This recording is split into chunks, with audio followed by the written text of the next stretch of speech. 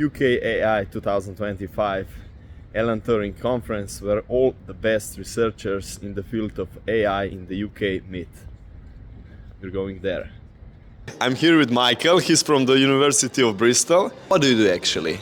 Yeah, so we're at Bristol, we're working a lot on egocentric vision. So this is vision that you see from the first person. So you can see on the left here, we have a GoPro head mounted, and we're capturing the person's point of view and trying to work out what they're doing in the scene. So we've been doing that for about 7 or 8 years now at Bristol, and kind of working out the actions and the objects that they're interacting with and so on.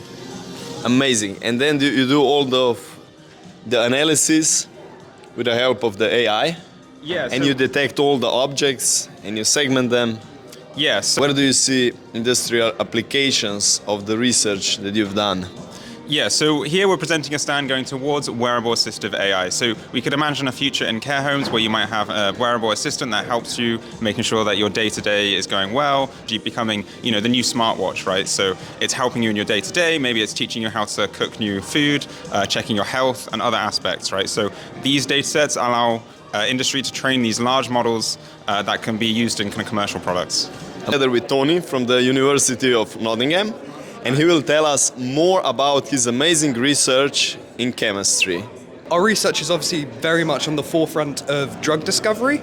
There is this current quite a big gap between the big pharmaceutical companies and what the average person who wants to, create a molecule, create a drug, what they can actually access. Democratization of science. Yes, massive. I like to make science or tools for the discovery of new molecules and so on more accessible. You got those big molecules and you have to find a way how to break them down into smaller pieces. And this program helps you with that process. And the program also tells you how to then combine those pieces back into the big molecules. Yeah. This is our main app. You can visit this app if you go to the aiforgreen.homepage at the top, and the retrosynthesis is my main area of work. What one can do is they can input a molecule here, and then they can choose a various number of search enhancements, whichever they choose. And then you can choose which kind of search configurations you would like, and then all you have to do is click New Retrosynthesis, and then after a little bit of time, we will provide several routes in order to make that compound. So this is the example compound we used, and as you can see, we now have several routes to make that molecule. Amazing. Thank you. There, I'm together with Maria, doctor from Nottingham in the UK.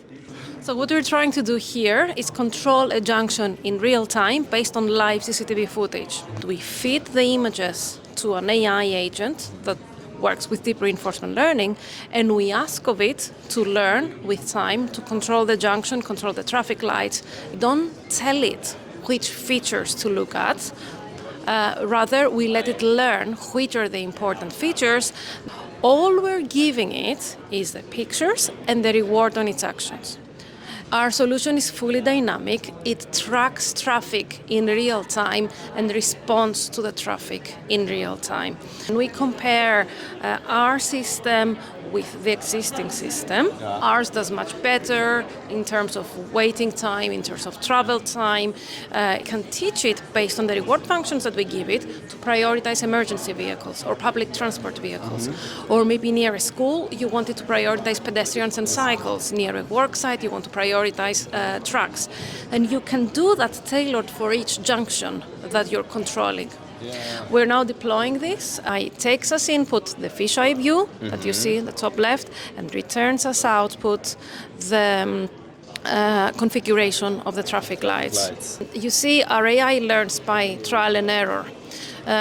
This is our convolutional neural network, the input and the output, and then how it's organized. This agent learns by trial and error. What we've been doing is we've been building simulation to allow us to do the training. Now, if you want to train your agent in a more realistic scenario, you might want to extract information from the real world. We started by doing traffic 3D. We can change the weather, we can change the traffic actor behavior there. The best location for the conference. Look. Ashima, she's a CEO of the Datambit, which is a deepfake detection. They are able to detect 96% of fake videos and 99% of fake audios. Detection could work for identity for banks, for onboarding, for recipient accounts, where they're mule accounts, where people are receiving money to check whether they're real people, in government, in elections, for example, in insurance for claims. Represents the quickest route to navigate through. The pink route is the most fuel efficient. The most fuel efficient takes 2 hours longer, but it would save the same. I'm here with Esther. She's from the Incubator for AI. The Incubator for AI was set up a year ago by the UK government to try and bring tech expertise into government. Some of these are to do with the productivity that you just mentioned. So Redbox is one where civil servants can summarise documents. Basically, you have loads of documents, you want to put them into Redbox, you upload them, and then you can chat with your own documents. So you can ask, what was the deadline I was meant to meet? If the government's changing a policy on something, they need to consult with the public, which often means a survey with lots of responses, and what we've built is an AI package. So to educate and consult the civil servants. The process of the government consulting with the public to understand their opinions. Amazing. And then when all those responses come in. With the Nathan from the Alan Turing Institute, they try to predict the weather. A global weather prediction. So we have a big graph neural network model that's taking in weather at some point in time, and we're predicting it out to 6 hours, 12 hours, 3 days, 5 days, that sort of thing. You talked about, I guess, sort of legacy models. So we're still using these physics-based models, but the AI models are much faster to run. They can take minutes on GPUs, whereas the other models can take many hours to run on very big CPU farms. So these models take a lot of compute to train, just like OpenAI, any of these large companies. There's this upfront cost of loads of GPUs, spreading the model and the data across all of this compute. But actually, when you're running it, you can run these models on a single GPU, like a consumer card you could buy in the store.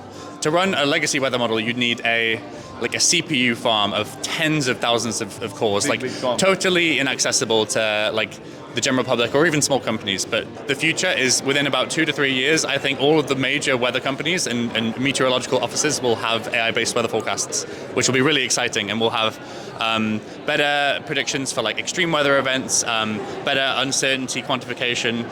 It just feels like a very exciting time to be in this field.